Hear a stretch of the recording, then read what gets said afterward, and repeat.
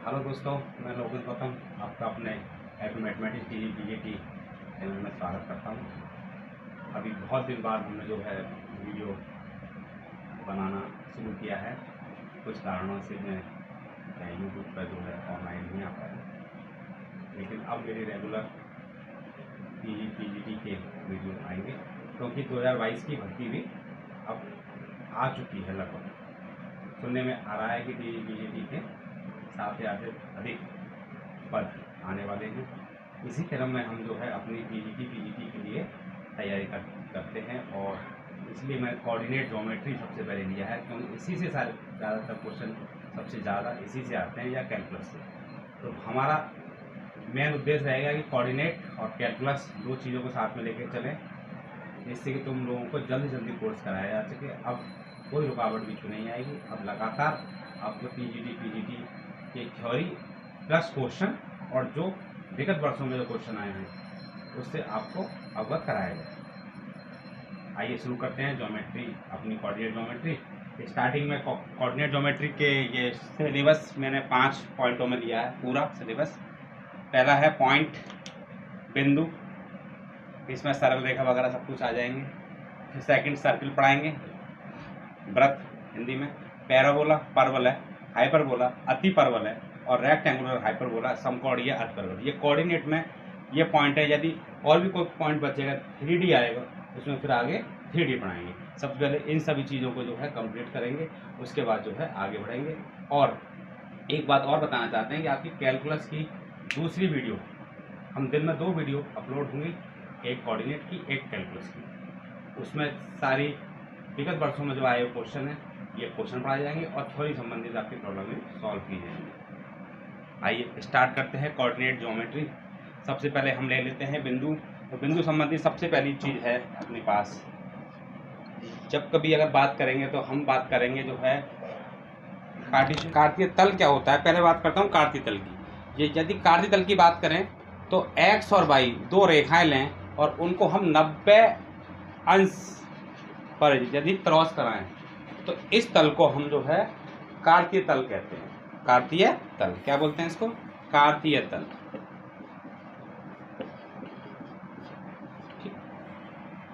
यदि इस तल में कोई बिंदु यदि हम देखें, जैसे ये बिंदु है यहाँ पर, अब इस बिंदु को कैसे बताएंगे ये बिंदु की क्या दूरी है, क्या एक्स अक्ष पर कितनी दूरी पर है, वाई अक्ष पर कितनी दूरी पर है। तो इसके लिए हम जो है कृत्रिम युग्म के रूप में इस कार्तीय तल की 2 तलीय ये तल है, इसलिए इसको जो है इसका बिंदु जो होगा वो जो है 2 पॉइंटों में होगा। जैसे मैं मान लूँ इसको ए और बी, तो इस लिखने के इस क्रम को बोलते हैं क्या? कृमित युग्म बोलते हैं।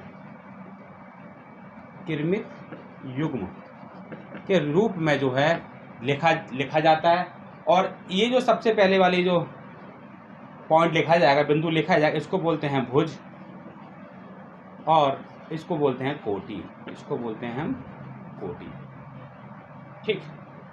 यदि हम बात करें कार्तीय तल की, तो कार्तीय तल में क्या है, एक्स और वाई दो हमने रेखाएं ली और उनको 90 अंश पर क्रॉस कराया, तो जो आकृति बनी है उसको हम कार्तीय तल बोलेंगे।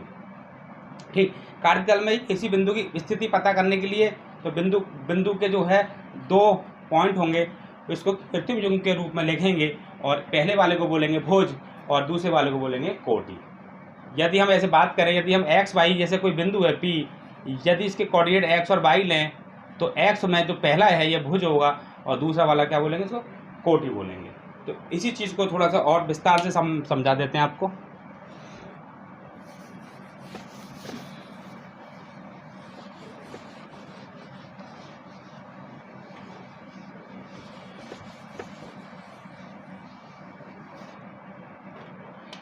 कार्तीय तल की बात करेंगे तो सबसे पहले एक्स और वाई हमने 2 रेखाएं ले ली और 90 अंश के कोण पर इसको हमने स्थापित कर दिया। अब इसमें सबसे पहली बात करेंगे हम कि ये एक्स अक्ष, ये क्या है एक्स, ये एक्स जो लाइन है इसमें कार्तीय तल में इसको अक्ष बोलते हैं। इसको क्या बोलते हैं? अक्ष बोलते हैं, या इसको कहते हैं तो मैं एक्स अक्ष कहते हैं। क्या बोलते हैं इसको? एक्स अक्ष कहते हैं। और ये जो वाई लाइन है इसको हम बोलते हैं वाई अक्ष। इसको बोलते हैं वाई अक्ष। ठीक। इसमें भी 2 चीज़ है, जहाँ पर 90 अंश का जो पॉइंट काट रहा है इसको बोलते हैं मूल बिंदु। इसको बोलते हैं मूल बिंदु। और इस मूल बिंदु के निर्देशांक जो होते हैं, ये जो होते हैं, इसको हम बोलते हैं 0 0 0। क्यों? क्योंकि यहाँ पर जो है ना तो कहीं x पे पॉइंट है ना y पे। x y का मतलब है ना तो इस x अक्ष पर है ना ही इस y अक्ष पर है।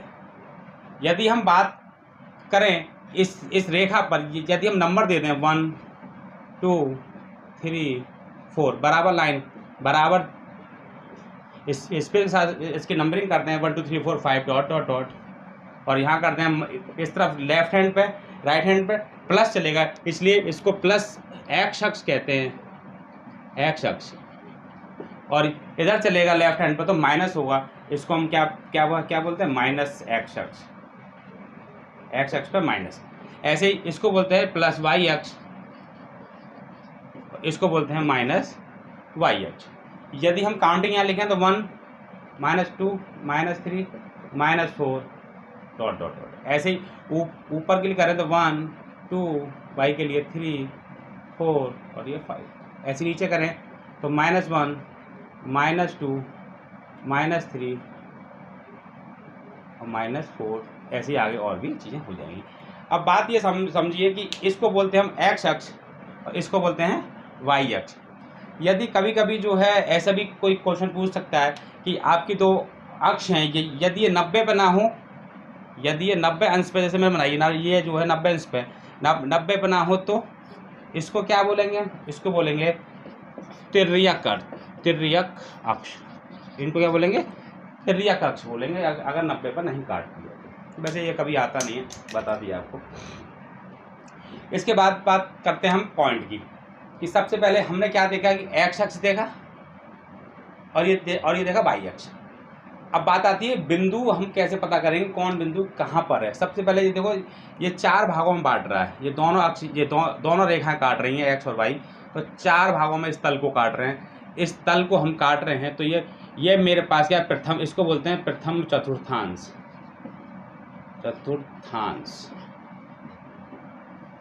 इसको बोलेंगे हम द्वितीय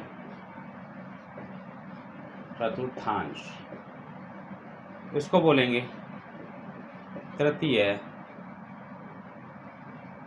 चतुर्थांश, शॉर्ट में लिख दिया, इसको बोलेंगे चतुर्थ चतुर्थांश।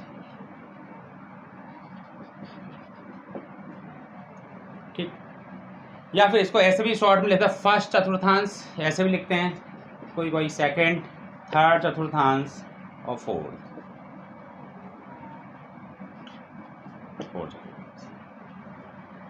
यदि इसमें आप पॉइंट की बात करें कि कोई पॉइंट है, यदि मैं किसी पॉइंट को यहाँ ले लूँ P, कोई पॉइंट है और इसके निर्देशांक पता करूँ, तो इस पॉइंट के निर्देशांक मुझे कैसे मिलेंगे। यदि मैं यहाँ पर खड़ा हूँ तो ये यहाँ तक पहुँचने के लिए मुझे क्या करना पड़ेगा कि सबसे पहले हम हमेशा एक्स अक्ष पर चलते हैं, तो पहले चलेंगे एक्स अक्ष पर, तो ऐसे चले हम, तो यहाँ तक आ गए हम, मान लो यहाँ तक आए चल के, और फिर हमने जो है या इस पॉइंट को 2 पर ले लें, ठीक है 2 पे ले लिया, और यहाँ तक आए तो हमने यहाँ तक आने के बाद ऊपर चले फिर ऐसे, तो ये मान लो जो है 3 तक आ रहा पॉइंट,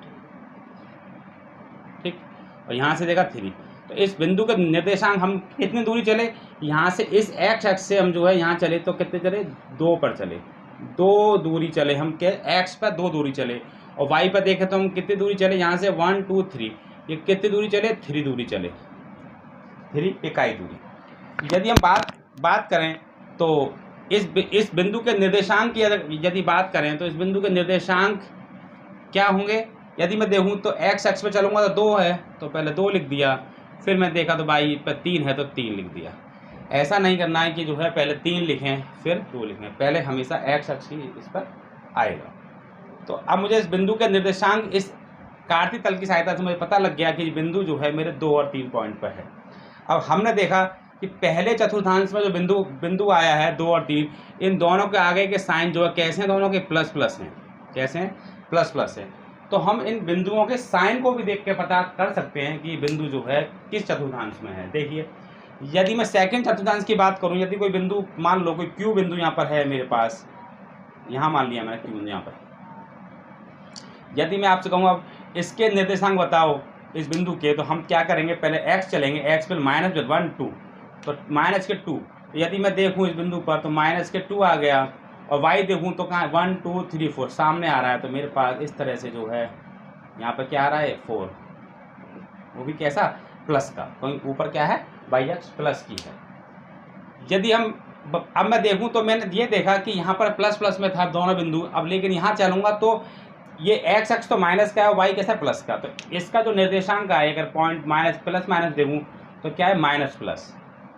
यदि मैं यहाँ पर आऊँ तो मुझे यहाँ पर कोई बिंदु को अगर स्थिति पता करनी है तो पहले मुझे क्या है माइनस में यहाँ चलना पड़ेगा, और फिर नीचे minus x by x minus की है तो बाई एक्स, तो इसके निर्देशांक यदि मैं देखूँ तो यहाँ पर क्या आएंगे, उनके निर्देशांक के आगे जो आएगा वो दोनों पर माइनस आएगा। यदि ऐसे ही मैं 4 चतुर्थांश की बात करूं तो मेरे पास यहाँ पर चलूँगा तो प्लस होगा, यहाँ चलूँगा तब भी प्लस होगा, तो इसलिए इसके क्या आएंगे साइन प्लस प्लस आएंगे। ये मैं क्यों बताया, क्योंकि इसमें क्या है कि जैसे मैं अभी आपसे पूछूं कि -3 और 4 किस चतुर्थांश में है, तो आपको क्या करना है, बस ये देख लेना है कि पहला पॉइंट जो है ये एक्स जो है भुज जो है ये माइनस का है और कोटि जो है प्लस का है, तो ये कौन से में आएगा, पहले माइनस में गया फिर प्लस में गया, तो सेकंड चतुर्थांश में ये बिंदु कहाँ पर आ रहा है, द्वितीय चतुर्थांश में, सेकंड चतुर्थांश में है। यदि ऐसे ही मैं और बिंदुओं का यदि मैं देखूं, मैं आपसे कोई कह दे कि -5 और -6, अब बताओ ये किस में आएगा, 7 5 5 -5 ये किस में आएगा, कौन से चतुर्थांश में आएगा, और -8 और प्लस के 7 ये किस में आएगा, और दोनों 7 4 3 ये कौन से चतुर्थांश में आएगा, ये मुझे बताइए फटाफट से। इसका मतलब है कि यदि दोनों माइनस माइनस है, दोनों माइनस कौन सी में आ रहा है, थर्ड में, ये हमको दिमाग में रखना है कि ये थर्ड में है, तो यहाँ मैं कर दूंगा थर्ड चतुर्थांश। कभी कभी एक नंबर में ये स्थिति भी पूछ लेते हैं। ये है 7 और -5, 7 तो x 7 मतलब x प्लस का, तो x नहीं चलना पड़ेगा 7 यहाँ तक आया, और माइनस माइनस को नीचे आना पड़ेगा, तो कौन से हमारा फोर्थ में, तो कौन से सॉरी ये जो है इधर x के ना 7 चलना पड़ेगा 7, और y जो है माइनस का है, ये गलत हो रहा है, माइनस आएगा सॉरी इसमें, तभी तो ये कौन से में आएगा फोर्थ में, फोर्थ चतुर्थांश। ये अब यदि जो है इस बिंदु पर देखें कि -8 और 7, -8 कैसे आएगा, एस चलेंगे तो -8 आ रहा है, और 7 प्लस का है ऊपर जाएंगे तो कौन से में आ रहा है, ये सेकंड चतुर्थांश में बन रहा है, सेकंड चतुर्थांश। और ये देखें 4 4 दोनों प्लस का है तो प्रथम चतुर्थांश में। इस तरह हम जो है इसको बता सकते हैं कि बिंदु जो है इस कार्तीय तल में कहाँ स्थित होगा। अब बात आती है कुछ और चीज़ों की कि इस कार्तीय तल में पूरे में कुछ पॉइंट हैं, इन पॉइंटों पर ध्यान देना है। जैसे मूल बिंदु के निर्देशांक क्या हैं, यदि मैं आपसे पूछूं मूल बिंदु के निर्देशांक, यदि बात मूल बिंदु का निर्देशांक करेंगे तो यहाँ पर क्या है, ना तो मैं x पे बढ़ा ना y पे बढ़ा, ये बिंदु मेरा मूल बिंदु कहलाता है, तो इसके निर्देशांक जो है वो क्या है 0 0 होते हैं हमेशा। ठीक है, सेकंड पॉइंट है कि यदि इस x अक्ष पर कोई बिंदु है, भाई अभी तो मेरा ऊपर बताएं सारे, कभी इधर यहाँ थर्ड में फोर्थ में, यदि इसी पे कोई बिंदु मैं कहूँ यहाँ पर कोई बिंदु आ जाए x पर, इसके निर्देशांक क्या होंगे, तो यदि x अक्ष पर निर्देशांक निकालने हैं तो x अक्ष पे तो निर्देशांक होगा, तो जैसे 3 पे है तो 3 तो है ही मेरे पास यहाँ, और y का है, y है ही नहीं, बढ़ा ही नहीं कहीं, तो y का कितना हो 0, तो y मेरा 0 है, तो इसलिए x अक्ष पर निर्देशांक जो है वो कैसे होंगे, y उसमें क्या होगा, y मतलब भुज, कोटि, y मतलब कोटि क्या होगी, उसमें 0 होगी, कोटि क्या होगी 0। और यदि y अक्ष पर निर्देशांक,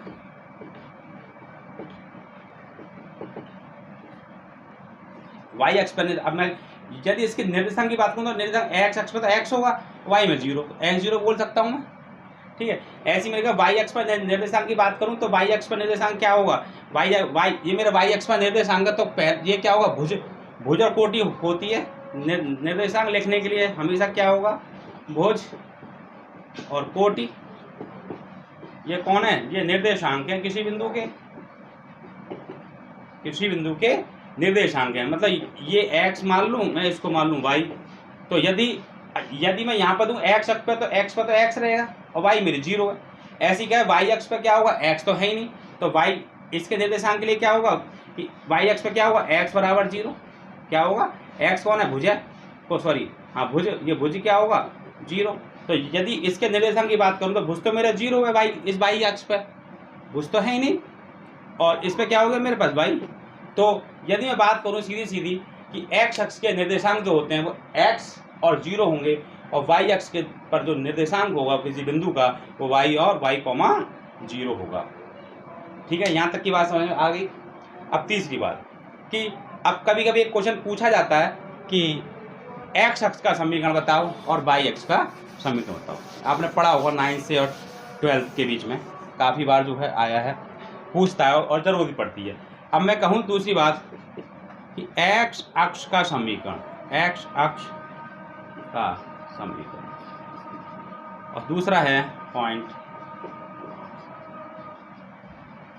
y अक्ष का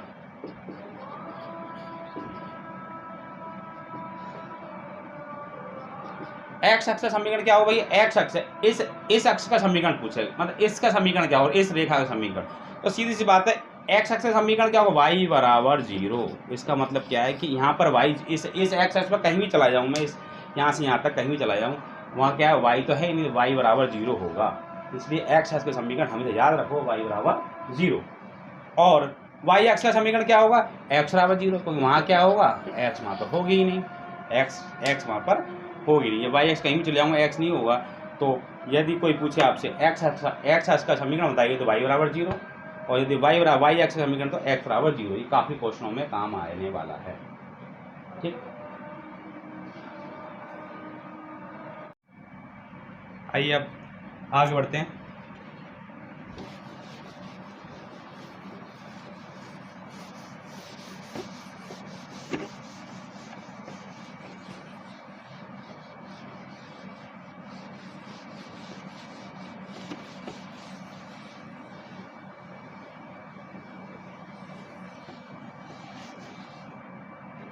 यदि हम बात कर रहे हैं, अब एक पॉइंट और आता है इसमें, ध्रुवीय निर्देशांक। वैसे मुझे अभी ज़रूरत नहीं है, लेकिन फिर भी जो है बता देता हूँ, ध्रुवीय निर्देशांक की बात चल रही है।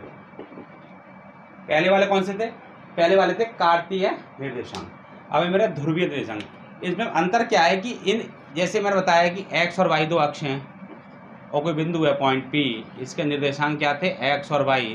इसको बोलते हैं एब्सिसा भी बोलते हैं, इसको बोलते हैं ऑर्डिनेट, और ऑर्डिनेट बोलते हैं, इसको बोलते हैं एब्सिसा, एब्सिसा। ठीक है, एब्सिसा इसको बोलते हैं, और इसको क्या बोलते हैं हम जो है, ऑर्डिनेट भी बोलते हैं इसको। ठीक, इसके बाद क्या है कि यदि इस बिंदु को मुझे क्या करना है, ध्रुवीय रूप में, पोलर फॉर्म, पोलर निर्देशांक क्या बोलते हैं इसको, पोलर निर्देशांक, या ठीक है पोलर फॉर्म भी बोल देते हैं इसको, पोलर कोऑर्डिनेट बोल देते हैं, कोऑर्डिनेट। अब देखो कोऑर्डिनेट और ये क्या है मेरे, ऑर्डिनेट अलग है। इसको बोलते हैं भुज, इसको बोलते हैं भुज, हिंदी में इसको बोलते हैं कोटि। या तो बच्चे हिंदी मीडियम है तो कोटि और भुज की बात करेंगे इसमें। अब बात हमारी आती है कि जो है पोलर फॉर्म में इसको कैसे चेंज करेंगे निर्देशांक को। तो यदि ये बिंदु है P, यदि मैं यहाँ से इस फॉर्म में देखूँ तो यहाँ से यहाँ तक की दूरी मेरे पास x है, जो मैंने यहाँ इस बिंदु के निर्देशांक देख के पता लगाया कि x है, अपने आप नहीं पता लगा रहा है, इस बिंदु को माने में निर्देशांक x y, तो मतलब ये x दूरी चला होगा, ये y दूरी चला होगा, इसके निर्देशांक क्या है मेरे, y हैं। ठीक है भैया, ये मेरा x है, ये मेरा मूल बिंदु है 0, इसको O से भी दिखाते हैं, O है और उसके क्या निर्देशांक है 0 0। ठीक, अब बात करें इसकी पोलर की, तो यहाँ से यहाँ तक मैंने एक लाइन खींच दी और इसके मुझे निर्देशांक चाहिए पोलर। अब पोलर फॉर्म का मतलब होता है कि कितने एंगल ये एक्स अक्ष से चला है। एक तो ये एंगल निकालना मुझे थीटा, मतलब ये वाली दूरी, ठीक है, इससे देखते हुए, और मेरे पास ये जो है P, ये इसको मैंने मान ली दूरी को R है मेरा ये, और ये R और थीटा के फॉर्म में जो चेंज होके आएगा उसको हम बोलते हैं ध्रुवीय निर्देशांक, पोलर फॉर्म या पोलर कोऑर्डिनेट। एक्स वाई को मुझे कन्वर्ट करना है आर और थीटा के रूप में। जब मैं आर और थीटा के रूप में इस एक्स और वाई को कन्वर्ट कर दूंगा तो वो कोऑर्डिनेट मेरे जो हो जाएंगे, वो निर्देशांक जो हो जाएंगे, वो निर्देशांक ध्रुवीय निर्देशांक कहलाएंगे। इसके लिए मुझे क्या सीधे को सॉल्व करने की आवश्यकता वैसे है नहीं, लेकिन मैं चाहूँ तो उसको देखो, ये मेरे पास 90 का एंगल जल्दी से देख लेते हैं।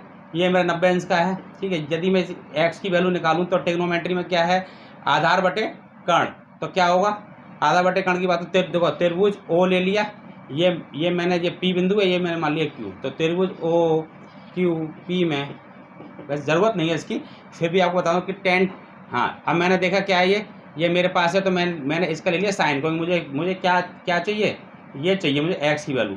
एक्स के लिए क्या है, आधा के लिए कॉस लेना पड़ेगा, कॉस थीटा बराबर, कॉस थीटा बराबर क्या होता है, आधा बटे कर्ण, ठीक है। और साइन थीटा बराबर मैं यहीं से निकालूं तो साइन थीटा लंब बटे कर्ण। यदि मैं यहाँ से बात करूँ तो यहाँ से एक्स की वैल्यू क्या आएगी, एक्स बराबर आर कॉस थीटा, और वाई की वैल्यू यहाँ से निकालूँ तो वाई बराबर, क्रॉस मल्टीप्लिकेशन करेंगे तो वाई बराबर आर साइन थीटा। तो मैंने क्या किया, इन दोनों को चेंज कर दिया, एक्स और वाई को। तो यदि मैं बात करूँ पी बिंदु का निर्देशांक क्या है, मेरे पास एक्स और वाई हैं। यदि मैं पोलर फॉर्म में चेंज करूँ पी को, तो एक्स ये मैं क्या लिखूँगा, आर कॉस थीटा और r sine theta, r sine theta, इस तरह में चेंज होगा। इसका मतलब क्या है, मेरे पास अभी मैंने निकाला है कि एक्स बराबर क्या हो गया, आर कॉस थीटा है, वाई बराबर मेरे पास जो है आर साइन थीटा है। ये यदि मैं दोनों का जो है स्क्वायर समीकरण में ऐसे मानूँ इसको, देखो एक्स बराबर हो गया आर कॉस थीटा, प्रूफ हो रहा है सीधे सीधे, फिर भी मैं चलो कर देता हूँ, वाई बराबर आर साइन थीटा, इक्वेशन में फर्स्ट, इक्वेशन में सेकंड, दोनों समीकरणों का समीकरण 1 तथा 2 का वर्ग करके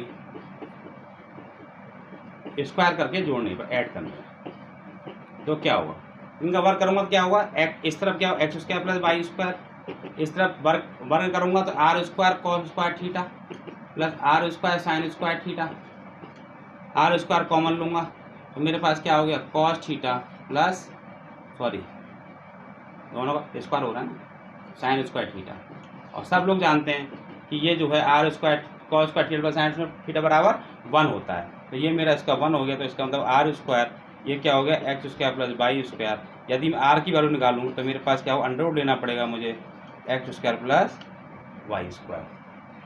इसी तरह मैं यदि इन दोनों समीकरण डिवाइड कर दूं, यहाँ पर यहाँ ले लेते हैं, समीकरण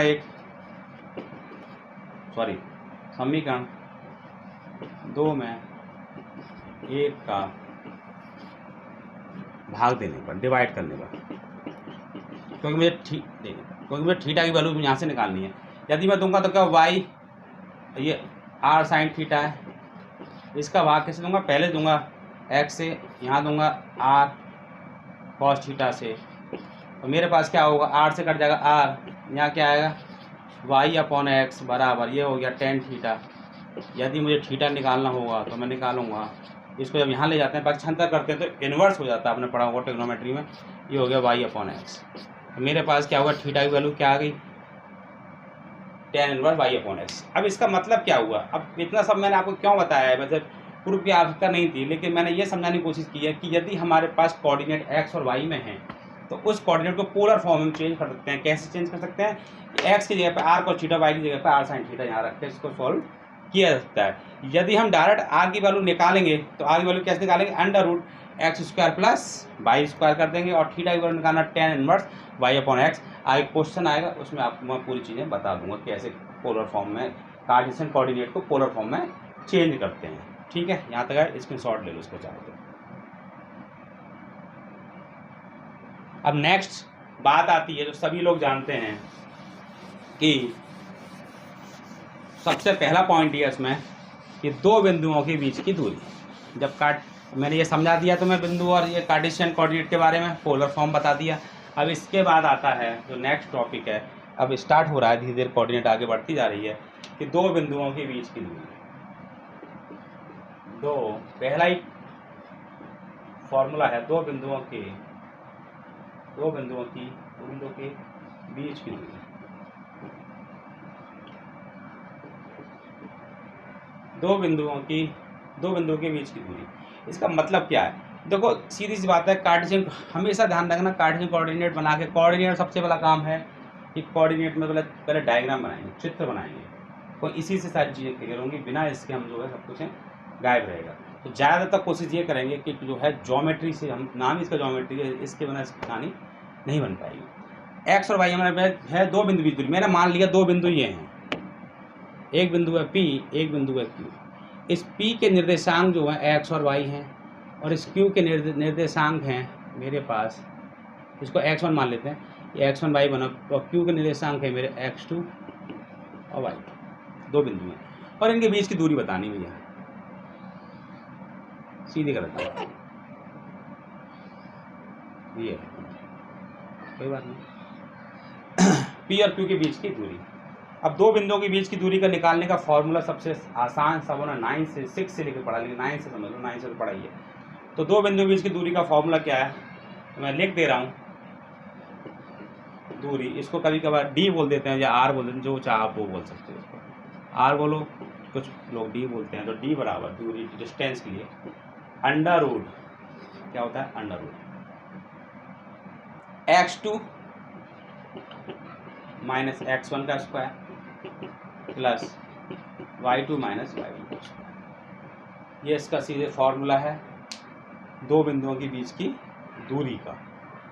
x2 मतलब सेकंड कोऑर्डिनेट, पहला कोऑर्डिनेट हटा दो, उसका वर्क कर दो, और दूसरे में से पहला घटा दो, बंद दो। अब आप कहोगे सर ये कि पहले में से दूसरा, दूसरे से पहले क्यों नहीं घटा रहे हो, कुछ भी कर लो अंतर नहीं आने वाला। उसका क्या मतलब है, क्योंकि दोनों ऊपर क्या लग रहा है, स्क्वायर लग रहा है, कोई यहाँ माइनस आएगा तो वो पॉजिटिव कर देगा। तो आप कभी कभी बच्चे याद करेंगे सर x2 माइनस x1 का स्क्वायर, आप चाहें तो x1 माइनस x2 कर सकते हो, ठीक है, लेकिन बुकों में जो है ऐसे ही लिखा होता है, सब लोग बचपन से ऐसे ही पढ़ाते हैं 9 से 10 से, इसलिए इसको जो है आप इस तरह से याद करें, x2 माइनस x1 का square plus y2 minus y1 का स्क्वायर। इसके पीछे क्वेश्चन भी अभी देंगे आपको। और इसके बाद यदि इसको और देखें तो ये भुज है, ये भुज है, ये कोटि है।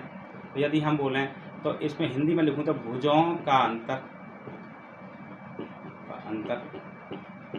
स्क्वायर, ऐसे बात करूँ, प्लस ये क्या कोटि है, कोटि का अंतर का फर्क, इसको बोलते हैं एब्सिसा, इसको बोलते हैं हम क्या ऑर्डिनेट, इसको बोलते हैं एब्सिसा और इसको बोलते हैं ऑर्डिनेट बोलते हैं इसको। अब एक क्वेश्चन ले लेते हैं, जैसे बिंदु 3, 4 तथा बिंदु -5 और 6 के बीच की दूरी बताओ, बीच की दूरी बताओ, बीच की। तो सॉल्व कैसे करेंगे इसको, हमको फॉर्मूला याद है, इसको पहले वाले बिंदु को मान लेते हैं हम क्या, ये मेरा x1 है, ये मेरा y1 है, मतलब क्या हो गया 3 और 4, इसका मतलब क्या x1 बराबर 4 3 और y1 बराबर 4, ऐसे लिख लिया। दूसरा बिंदु है मेरे पास, मैंने इसको P मान लिया, अगर मैं नाम देना चाहूँ इसको Q मान के उतार लूँ इसको, यदि Q को Q बराबर, तो मैं ये मान लूँ कि ये x2 है, ये मेरा y2 है, तो मेरा x2 बराबर -5 और y2 बराबर 6। अब क्या दो बिंदुओं के बीच की दूरी का फॉर्मूला मेरे पास ऊपर लिखा हुआ है, दूरी d बराबर डिस्टेंस बराबर क्या है x2 माइनस x1, x2 -5, पहले फॉर्मूला दूँ x2 माइनस x1 का स्क्वायर और y2 माइनस y1 का स्क्वायर, ठीक। यदि मैं आगे इसी में ले लूँ, x2 क्या है -5, माइनस पहले से है फॉर्मूले में, और क्या है 3, इसका square plus y2 minus y1, y2 का था 6 माइनस फॉर्मूले में, y देख लूँ 4। यदि मैं आगे की बात करूँ इसमें, यदि देखूँ थोड़ा सा, तो -3 और -5, -3 और -8 हो गए, मेरा -8 का स्क्वायर प्लस 2 का स्क्वायर। अब तो कोई फर्क नहीं पड़ने वाला है इससे, जो है ये है 64, 8 8 64, 8 का वर्ग क्या होता है 64, और इसका हो गया 4, सॉरी 8 8 64 2 4, तो कुल मिलाकर अंडर रूट क्या आया इसका 68, इतना इकाई, जो भी इकाई रही हो, ठीक है, इसका आंसर है। तो मेरे कहने का मतलब है कि हमको मेन चीज़ क्या देखना है, इसमें गलतियां कहाँ होती है केवल डिस्टेंस फार्मूला में, जो आपको बेसिक बात बता दूँ केवल कि माइनस प्लस का अंतर है, बीच में माइनस है। यदि x1 की वैल्यू माइनस होती तो यहाँ प्लस हो जाती, y की, और y1 की वैल्यू माइनस होती यहाँ प्लस हो जाती, और वहीं बच्चा क्या कर देता है, गड़बड़ कर देता है। मेन पॉइंट इसको बस ये रखना है, बाकी फॉर्मूला बहुत टफ नहीं है, बहुत सरल है, ठीक है। इसका स्क्रीनशॉट ले लो, लेना चाहते हो।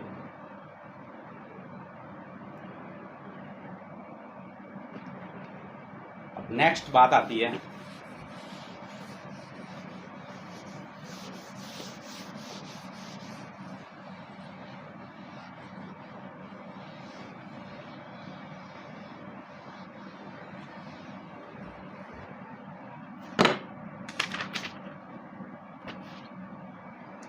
नेक्स्ट मेरी बात आती है विभाजन सूत्र।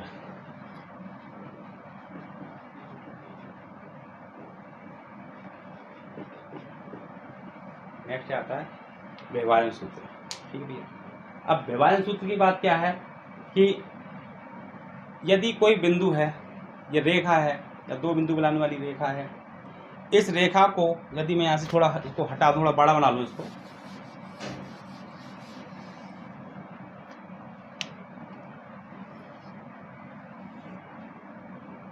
पढ़ा होगा तुमने विभाजन सूत्र। ये मेरा बिंदु P है, ये मेरा Q है, इसके निर्देशांक x1 और y1 है, इसके निर्देशांक x2 और y2। ज़्यादातर ऐसे मानते हैं, कभी कभी इसको ये भी मान सकते हैं, देखो x डैश मान सकते हैं, y डैश, ठीक है भाई, इसको मान सकते हैं x डबल डैश और y डबल डैश, लेकिन ज़्यादातर x1 x2 ही चलता है, ठीक है। तो ये कन्फ्यूज ना करने के लिए मैं इसको मैं टाल दे रहा हूँ, कन्फ्यूज ना हो बच्चे। अब ये कोई रेखा, कोई लाइन है, इस लाइन को कोई बिंदु है जो R, जो इसको कट कर रहा है, कहीं से बीच में नहीं है, थोड़ा और कर देता हूँ मैं, कोई R बिंदु है जो इस लाइन को यहाँ से कट कर रहा है, और ये अनुपात जो है m अनुपात n में कर रहा है, मतलब ये जो पार्ट है वो m है, मतलब 2 है, ये मान लो 3 है, कुछ ही हो सकता है इसका। तो विभाजन कैसे होता है, किस चीज़ का ये है, इसको यहाँ से काट दूँ थोड़ा हट के, तो विभाजन हो गया। 3 तरह से विभाजन चीज़ का होता है, किसी भी रेखा का विभाजन दो हम 3 तरीके से कर सकते हैं, कि पहले तो हम इसको पूरा 3 क्या काफ़ी तरीके से कर सकते हैं, लेकिन मेन क्या पॉइंट आपको समझाने 3 तरीके हैं। कि एक तो रेखा का विभाजन बीच में डाल दिया, m अनुपात n में है। तो यदि मैं बात करूं विभाजन सूत्र, मेरे पास पहला तरीका ये है कि ये मेरा क्या अंदर विभाजन, इस बिंदुओं के अंदर विभाजन हो रहा है, तो मेरा है पहला पॉइंट है अंत विभाजन। अंत विभाजन की बात करें तो अंत विभाजन क्या भाई, मैंने माना प्रूफ भी कर देता हूँ वैसे 5 मिनट में। माना दो बिंदु P x1 y1 तथा Q x2 y2 को बिंदु R जिसके निर्देशांक क्या है, इसको मैं मान लूँ x y। बिंदु R m अनुपात n में n है, n में विभाजित करता है,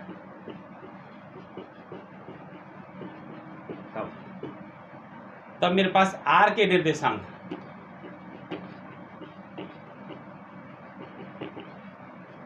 x y हैं।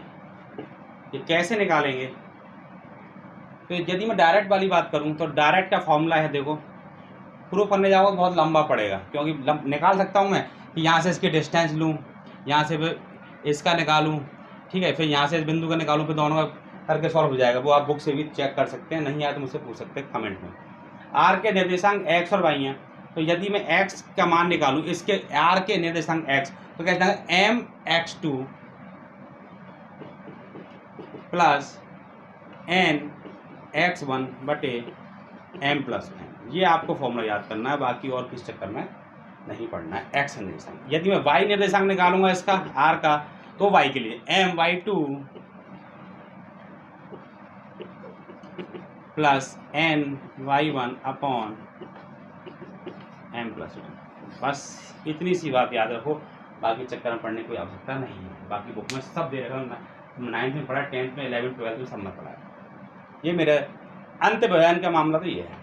अब मैं बात कहूँ, ये अंत विभाजन है, और यही अंत विभाजन यदि बीच में हो जाए, मिडिल में हो जाए, मतलब बीच के बिंदु पर यदि मैं कहूँ, यदि यही चीज़ है, ये मेरा R है थोड़ा m अनुपात n में, और यही चीज़ मैं अगर यहाँ बना दूँ और इसको मैं बीच से काट दूँ, मतलब मिडिल पॉइंट से, जब मिडिल पॉइंट से कटेगा तो m और n कैसे हो जाएंगे भैया, बराबर।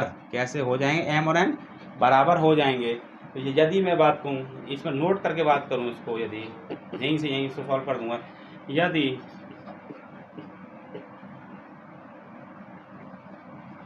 अनुपात m बराबर n, तब सीधी सी बात है, आप भी जानते हो, यदि m बराबर n में रख दूं तो ये तब क्या होगा, x के कोऑर्डिनेट क्या क्या डायरेक्ट चाहूँ तो डायरेक्ट तुम जानते हो, मिडिल बीच की बिंदु के निर्देशांक क्या होते हैं, दोनों को जोड़कर आधा, दोनों x के दोनों को जोड़कर आधा, y को दोनों को जोड़ के आधा। यदि मैं यहाँ रखूँ तो m, तो क्या होगा, जब दोनों बराबर हैं तो mx2 प्लस n की जगह m रख दिया मैंने, mx1 बटे m+1। तो यहाँ पर देखूँ तो देखो, सॉरी m+m, यहाँ पर देखा तो m कॉमन आ रहा है, क्या बचा x1, पहले x2 प्लस x1 बटे 2, और नीचे क्या आ रहा है मेरे पास, सॉरी क्या कर दिया, और जल्दी, बहुत जल्दी चक्कर में होंगे अभी, 2m, m से कटा m, तो मेरे पास क्या आ गया, x1 प्लस x2/2। ऐसे यदि मैं y के निर्देशांक की बात करूं तो y में क्या रखूंगा, m और n बराबर कर दूं तो m, आप m की जगह n भी रख सकते हो,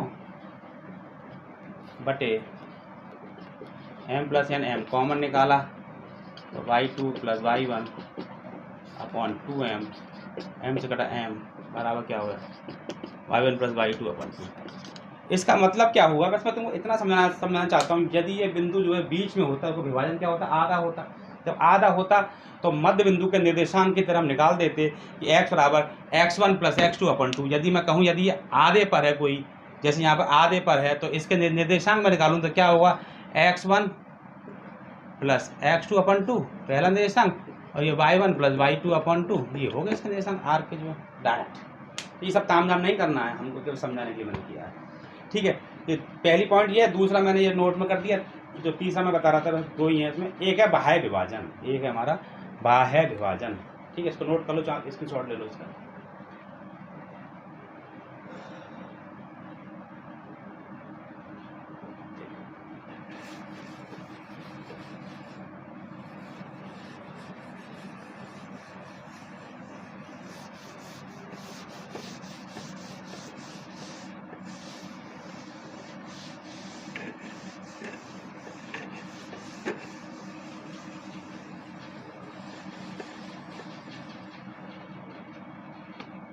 विभाजन सूत्र है, नंबर 2 पे है बाह्य विभाजन।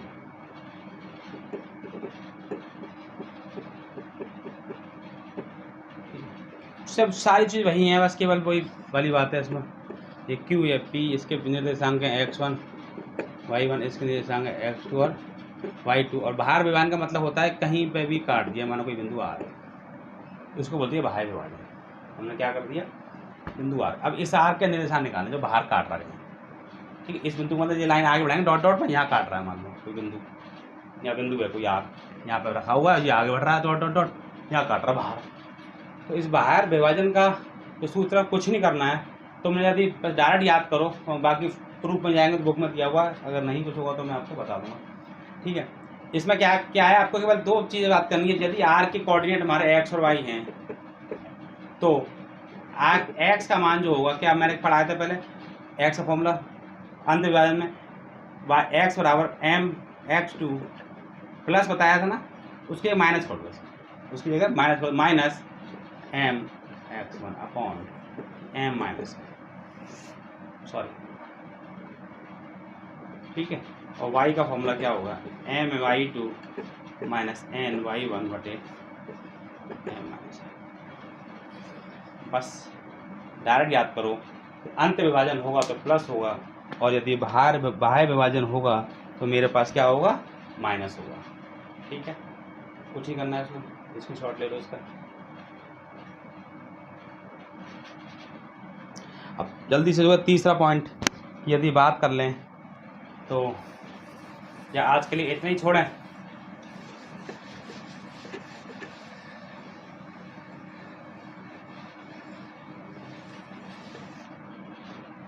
चलो आगे और देखते हैं अभी।